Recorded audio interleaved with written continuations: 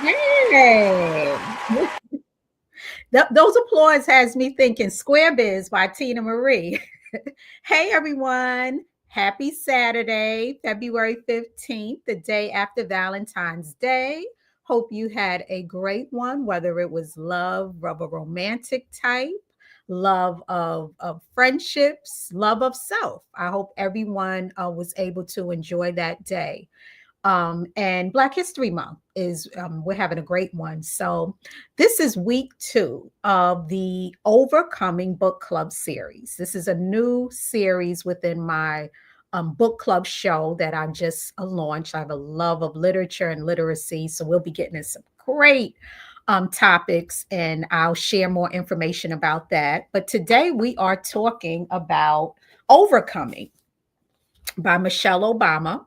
Got it on a shelf. Our producer, shout out to the Overcoming Book Club series. So, for those of you who are new to the series, the way it goes is I have the book and thought that this would be a great one to go live and discuss the topics. So, for the next 10 weeks, I started already last week. I'll be discussing a different top. Actually, I'll be discussing a topic for 2 weeks so that we can really dive deep because there's a lot of great information. The purpose of this overcoming book that Michelle Obama created, this workbook, is to accompany her book, The Light We Carry, which I had also read. It came out in 2022. And these are books focused on emotional well being, life, building resilience, having joy, just overcoming. So she sprinkles in her life story.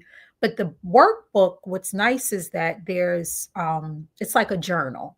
So it's meant to be used personally. My little cousin out in Chicago, I hope she can join us for one of the sessions, was saying that she wanted to go to the library, and although I usually plug libraries and I get a lot of my books from the library, this is a book that you want to own because it's meant for you to like write in it and journal, and it is personal, but I wanted to take the topics and delve into it. So let's get into it.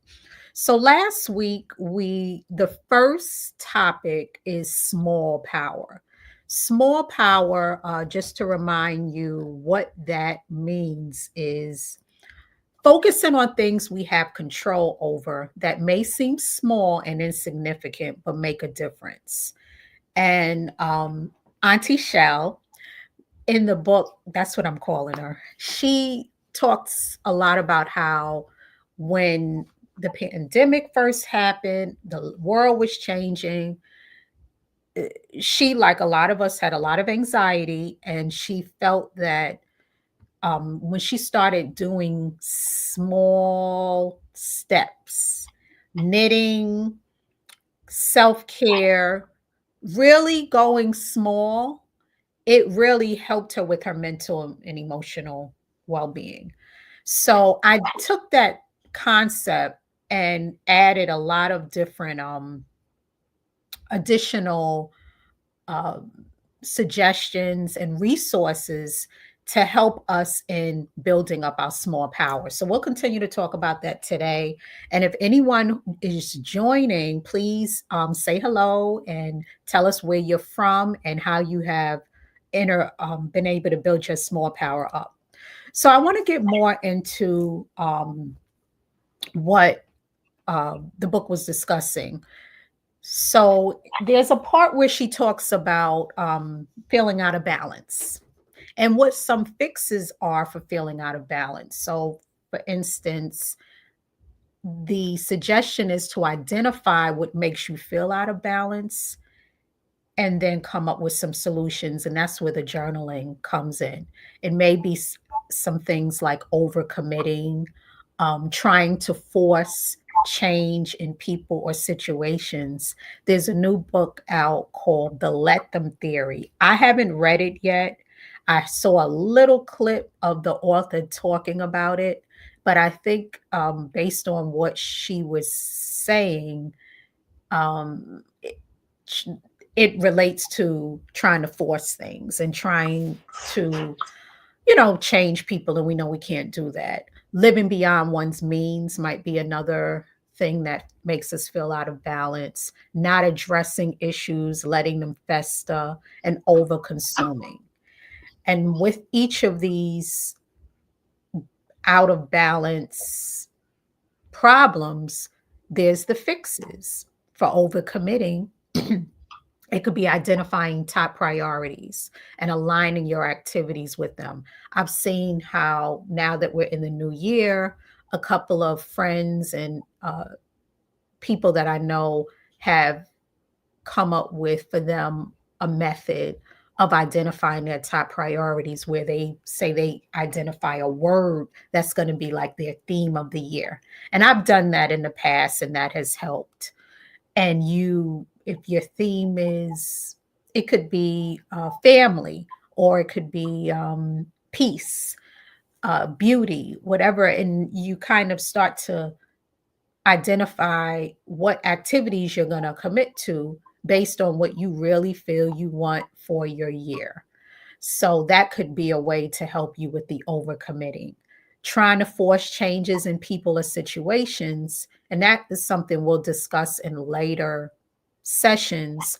But a fix for that is balancing being a catalyst for change in our lives with our friends, families, colleagues, communities, balancing that catalyst energy with letting go energy.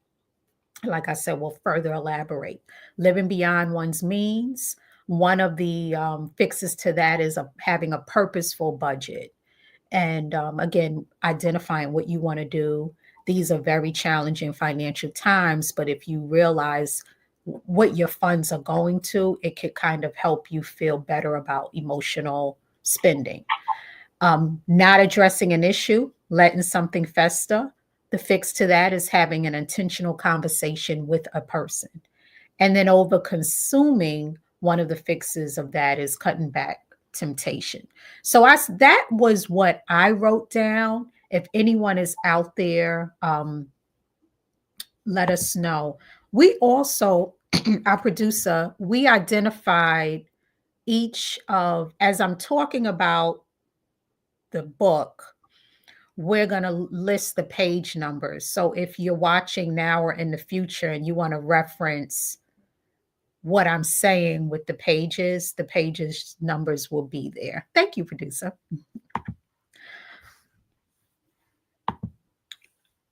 Something else that was golden in the book, watching those moods. So in the book, Auntie Shell talks about how each day our moods can shift for a variety of reasons. External stimuli, somebody doesn't look your way, you're walking down the street, you try to make eye contact, and they make a weird look at you, or they don't respond the way you've hoped, or your own thoughts may be magnified. Something could be going on with you that impacts your moods. It could be the weather. And you all may have experienced this. The issue with moods is they are so fickle. You could feel a way, and 30 seconds later, your mood could change. And that's not a good way to let it rule us. So, to help with mood balance, I think this was a point that needed to really be emphasized, and which is why I'm bringing it to you all. We really got to watch our moods and not let our moods control us. So, to help, I read this book a few years back called Emotional Agility. It's by a well known psychologist named Susan David, who does this for research. I'm going to show a clip. I think the producer, I may have two clips to show a little bit more about what emotional agility is. And yeah, so the first clip will talk about what emotional agility is, and then the second is how we can achieve it. So, producer, can you show the clip?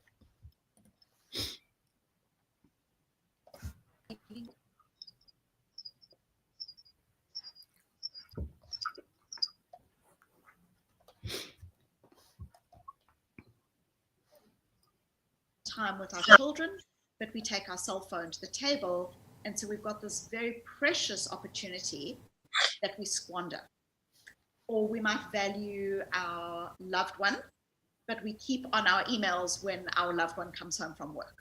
So the idea that I really talk about is that often what we can do at work and at home and in our parenting is there are small shifts that we can make that are fundamentally using the physics of habit change to create more values connected behaviors, and that impact on every aspect of how we love, how we live, how we parent, and how we lead.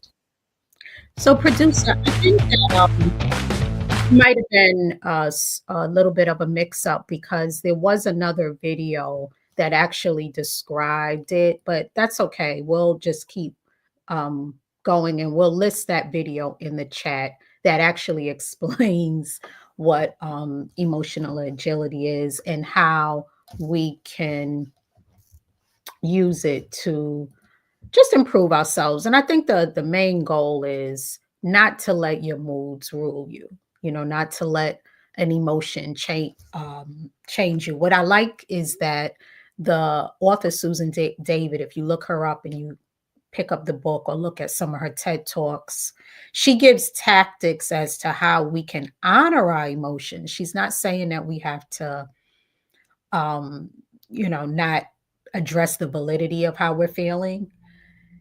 There's a way to observe it and be non-judgmental of the emotion, whatever it is.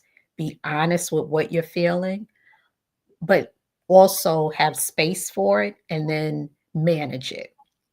And it's almost like exercising, the same way that we go out and we build muscle physically to be stronger. We've got to exercise and build up our emotional resilience so that we don't let people take us off our squares or our own moods take us off our squares. So, I think that's something that I will offer to everyone is to really look at how you manage your emotions and know that there's some great information out there to help us with that. I'll just stop. Has anyone out there noticed how often their mood shift in a day? Have you ever really thought about that? And what helps you keep your mood equalized so that you can accomplish your priorities? So yeah, I'd love to hear about that from anyone. Um, so yeah, so moods, emotions was another strong point. Morning practice. So I heard a wonderful discussion between spiritual leader Michael Beckwith and Lauren London on his podcast. And I want to play a clip where Lauren shares her daily practice for living intentionally, because this was another part of what was talked about in the book is, once you look at your emotions and you look at your mood, a way that you can continue to build up that small power is to set intentions for yourself during the day. And it's something that I've been thinking a lot about, and I have promoted it amongst people that I know to start your day with intention, because there's a lot of things that grabs on us, especially with technology, that can hijack those moods. So I'm going to play a little clip where Lauren London Growing shares her up, so daily practice for living intentionally. Producer, can you cue up the clip, please?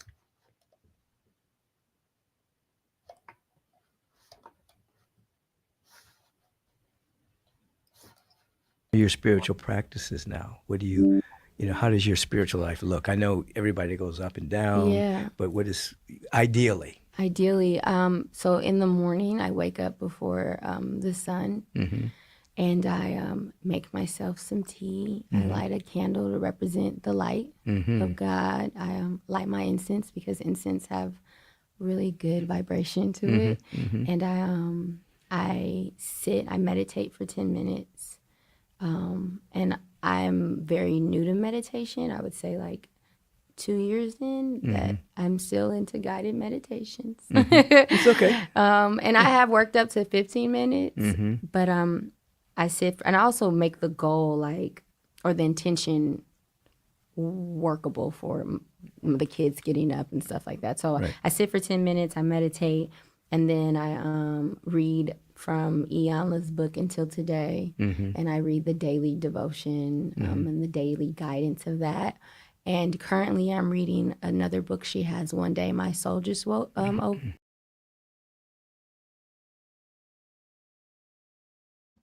So as you can hear, she's building her practice daily meditation for a brief moment, maybe 5 minutes. The guided meditations are easier to do than it takes a while to build up, just doing it on your own. But if you can have um, someone guide you through it, journaling, or maybe, walking in place, just those practices that have been known by research to help us start our day well. Okay, continue on, producer, please.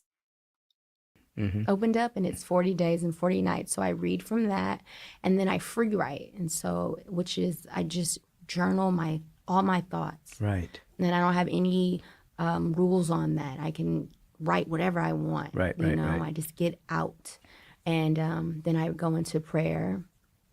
And then I set an intention for the day Mm-hmm. of just how I don't want to just go through the day mindlessly. I want to be Mm-hmm. more mindful with how I'm moving through the day. So I'll set the intention of like to be more present today or to lead with kindness today. And Mm-hmm. so that's about an hour and a half That's in the good. morning. That's Yeah. a good meditation. I mean, that's a good part of your day. It is So like, this is before you do anything in the morning, yes, before you handle the Okay, kids and they're not even up yet. right. okay. Yeah, So you've already had your moment with the absolutely. presence, and then they wake up. Now you're mom. And I'm totally present. And Yeah. what I've learned and witnessed in this practice is that when I don't do this, Mm-hmm. I'm totally off. Right. Yeah, so I remember listening to that interview, I mean, that podcast discussion last year, and when I was reading uh Auntie Shell's book about intentions and starting for the day, I thought that was a great example of that. So, a lot of us are feeling out of sorts these days. And, I hear that often. Last week, that was one of the comments that came from one of the viewers. And this book is really talking about how we overcome and how we take our power back. And it may be small, but managing one's moods and setting intentions for each day, these are ways that are going to help us with being successful. So, one of the other big points on the book, this is page 26 of Small Power. Auntie gets into how she sometimes struggles with a positive self image. Haven't we all been there? And it can get in the way of her day too. And she says, quote, many of us spend a lifetime registering the presence of a critical faces around us, feeling bombarded by judgment, asking ourselves what we're getting wrong and internalizing the answers in harmful ways that stays with us for life. And we can be critical with our self-age. I personally am attempting to cultivate acceptance with my appearance and, getting older. And I, c- I say to myself, how can I take steps to improve my self image that don't compromise my values? Um, Also, I want to put out there that, whoa, what a judgy time we're in with social media, celebrity, um, fandom on steroids, this hyper celebrity influence culture that we have. It seems like it's changing all of our expectations about how humans look. humanly, without all of the work or extras, that the bells and whistles, just how a human being looks, and how they, if they're lucky enough to age and fortunate enough to age, how they're going to age. So I kind of called this topic gaze grace, that we should be graceful with our own self gaze, how we see ourselves.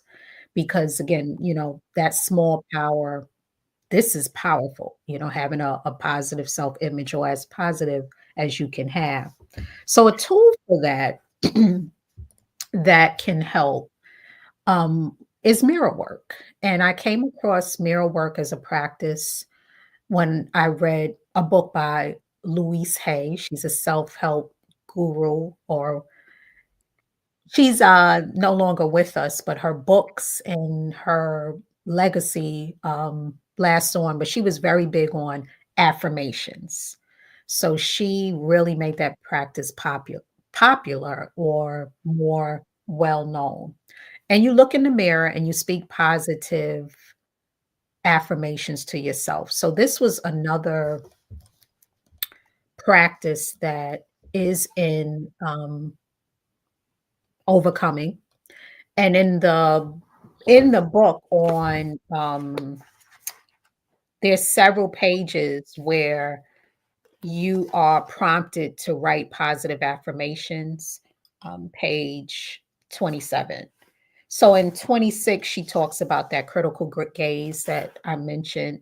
And I went further with thinking about all of the external factors that are contributing to us having a critical gaze. But that just further makes it necessary for us to do this work daily, like brushing our teeth and bathing, daily working against those powers by building up our positive self image. So, doing the affirmations. So, I came across a really interesting video. I'm not going to show it because it's long, but if you're interested, I'll drop it in the chat. It's called My 30-Day Experiment with Mirror Work Changed My Life Forever. And it's a woman who's a coach, Black woman, who started doing mirror work. And she talked about how it's not easy. You're looking in the mirror and you may be saying things that you don't even yet believe, but it has been proven that we can reprogram ourselves.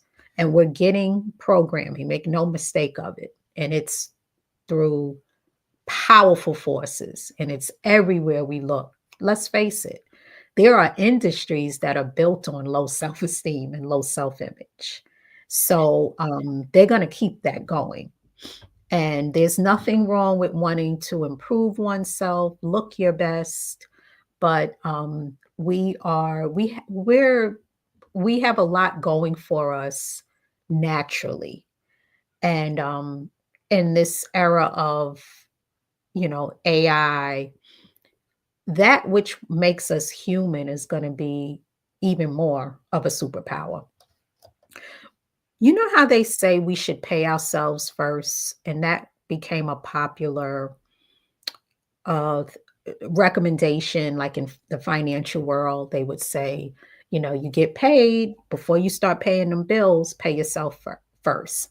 I started thinking that maybe we should pay ourselves first in time by how we greet ourselves in the morning. So it's such a habit to grab the phone first, before teeth are brushed, before you've done things for yourself, maybe meditated or set your intention.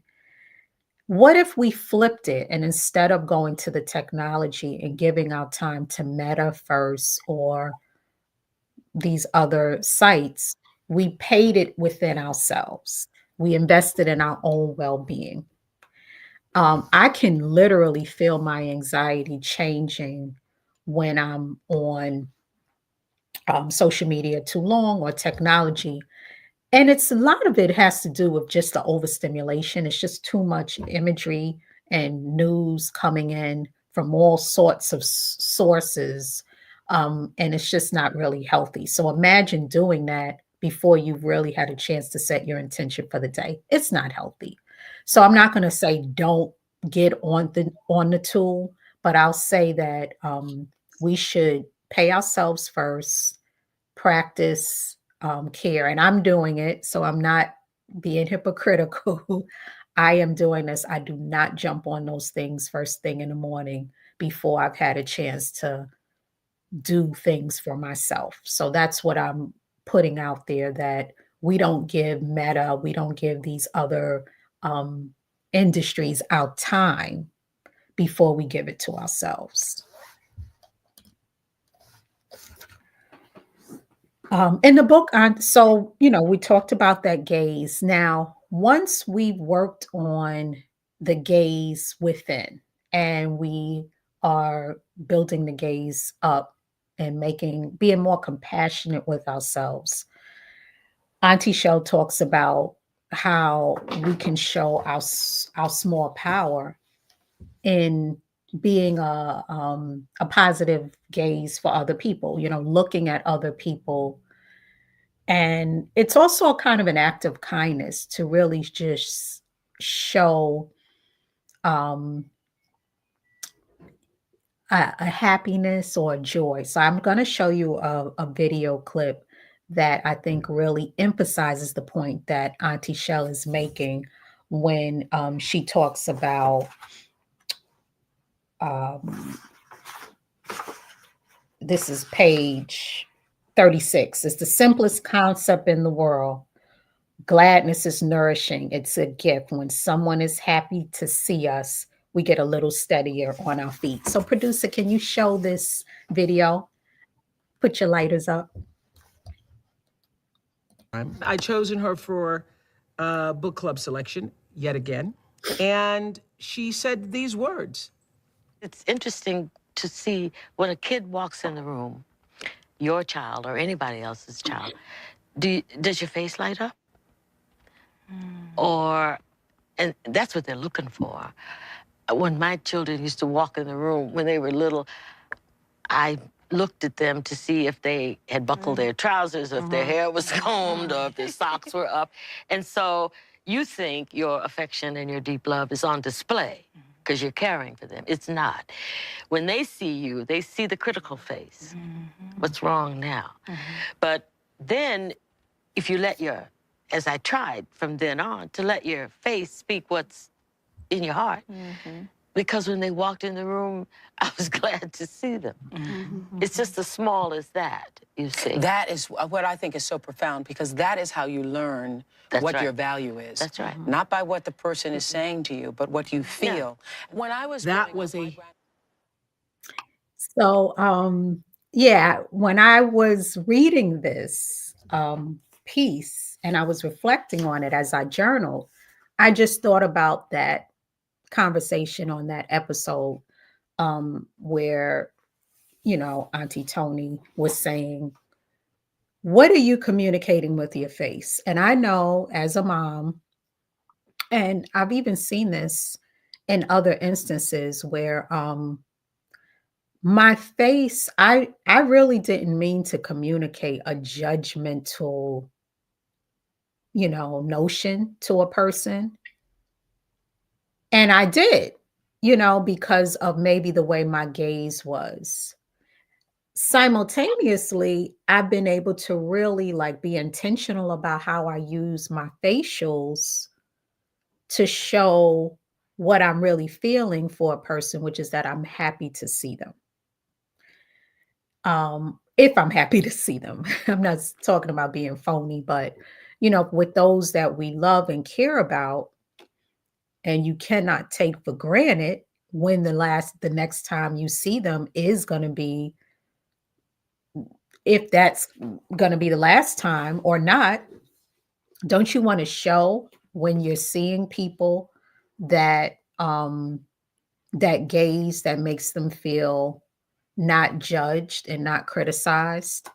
And as parents, and we really have to be mindful of that because, like it was said, you may not really think about it like that.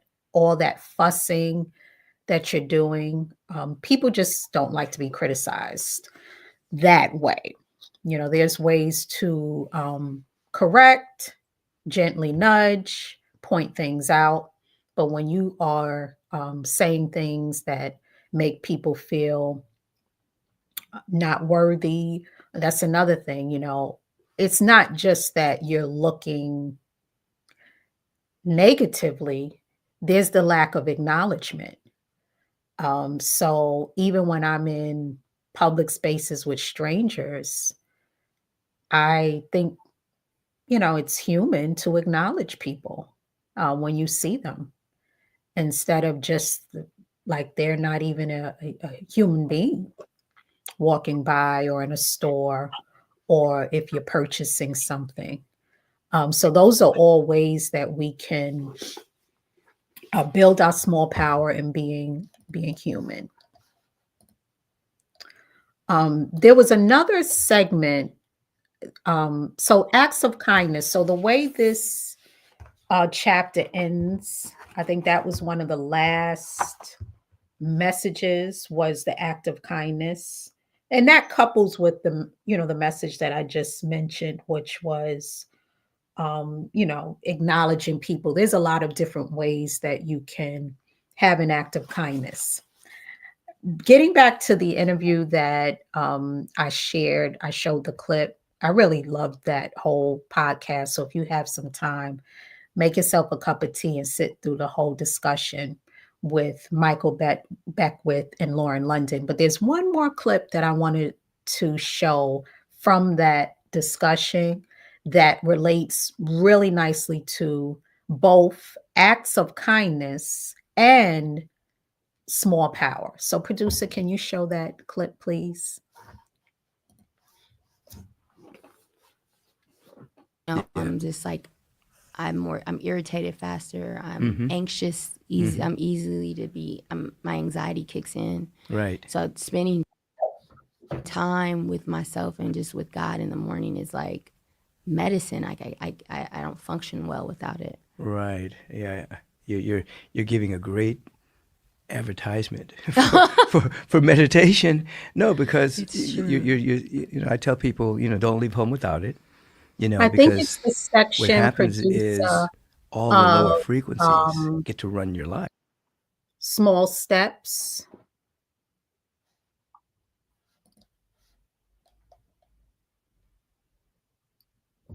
And it starts at 32:30.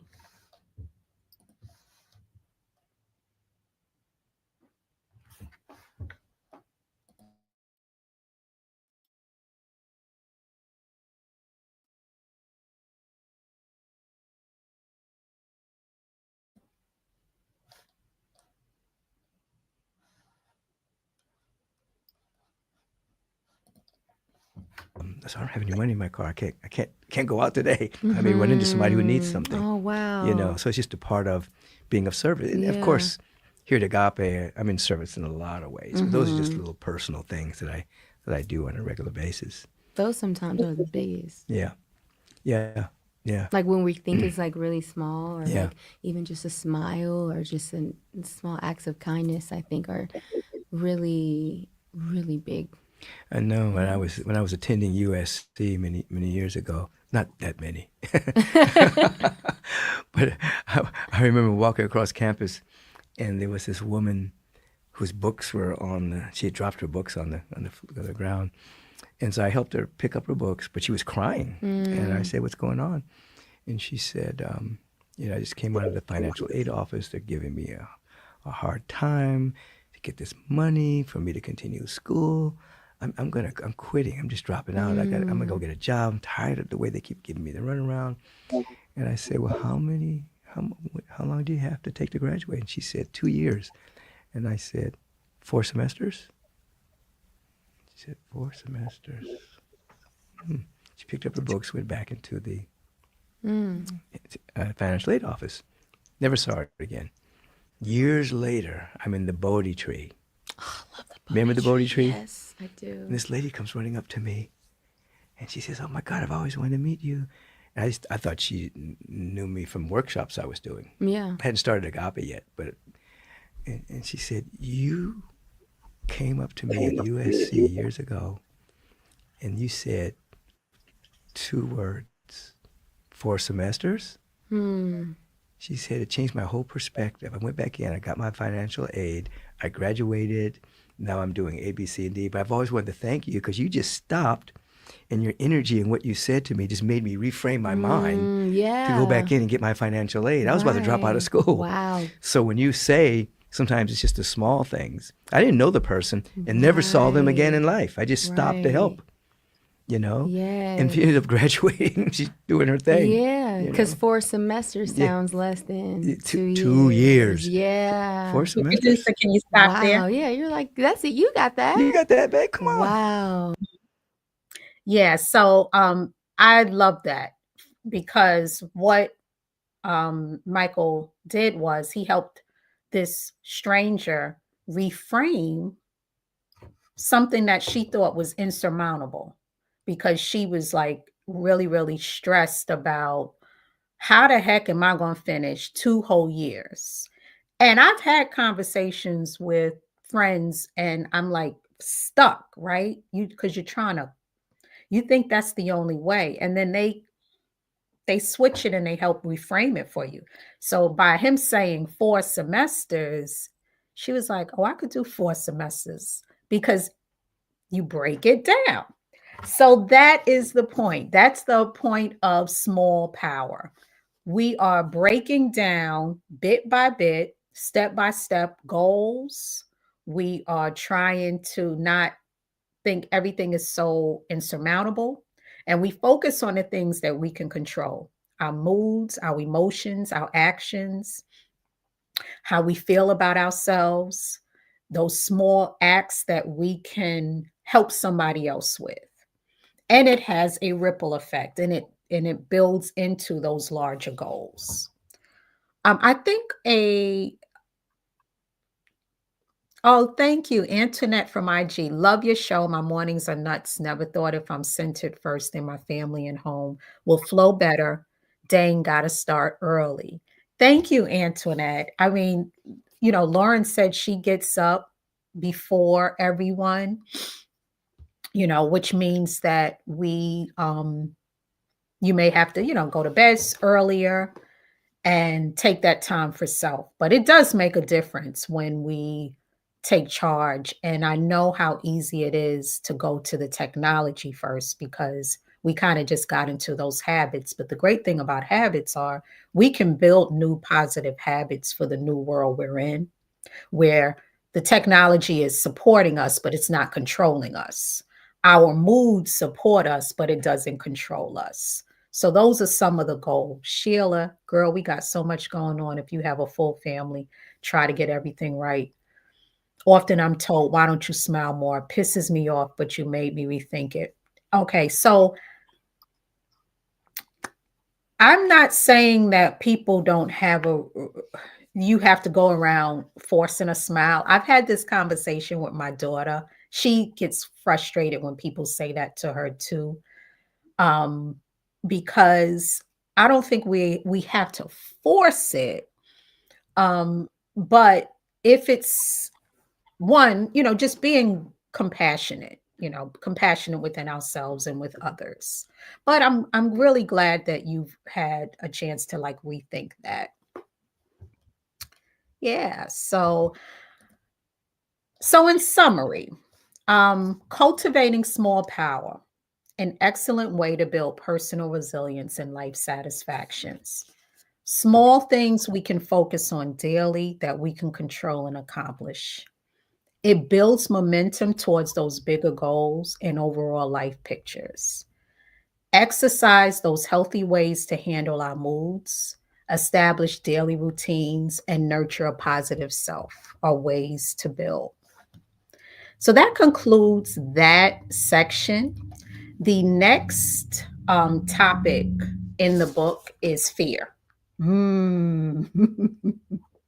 Are y'all ready to talk about that? The way she labels it is comfortably afraid.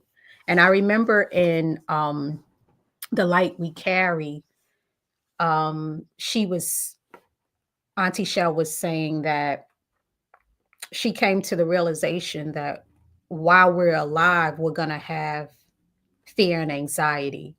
So it's not about eliminating it, but finding ways to coexist. That other book that I referenced, Emotional Agility, the doctor talks about that as well. The anxiety may be there to warn you, because remember, we're animals. We're so even in the wild, we needed the fear to keep us alive.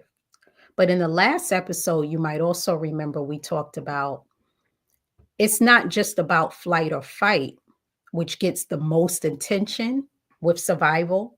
There's also tending and befriending. And because we have evolved more in our evolution, and continuing as we coexist with technology, the tending and befriending is needed more because it helps to keep us healthier. So we want to focus more on and you all, just as a reminder, you can watch my episode last week where I got more into tending and befriending, but it is a survival mechanism of caring for the young, caring for the vulnerable, and setting up support systems for one another during difficult times. We did it during COVID. Us as Black Americans or people of color and from indigenous groups have done it and are continuing to do it because we tend to be challenged in a lot of different ways in life. So we go towards caring, and it's been studied that that's another way to help enhance our survival, which is a key reason why I wanted to launch this overcoming club. So next week, actually, no, not next week, because my daughter is going to be she had landed a role. She goes to University of Alabama, and she is a theater major. So she is, oh, there she is. She's going to be performing in The Odd Couple. So next week, I'm going to go and see her show. And then the week after that, which is March 1st, I believe, I will come back and we'll talk about The Comfortably Afraid. If you haven't gotten the workbook yet, I invite you to purchase the workbook and work on, if you have time, it would be the up to half of Comfortably Afraid. So I'll divide it up and go the first 20 pages of the Comfortably Afraid chapter. And we'll talk about that March 1st. And then the following Saturday, we'll tackle the next part of it. And we'll keep spreading the word. I appreciate you all for joining. And see you in a couple of weeks. Any other comments out there, producer, before we wrap? Nope. Okay. All right. Thank you. Like, subscribe, comment, share.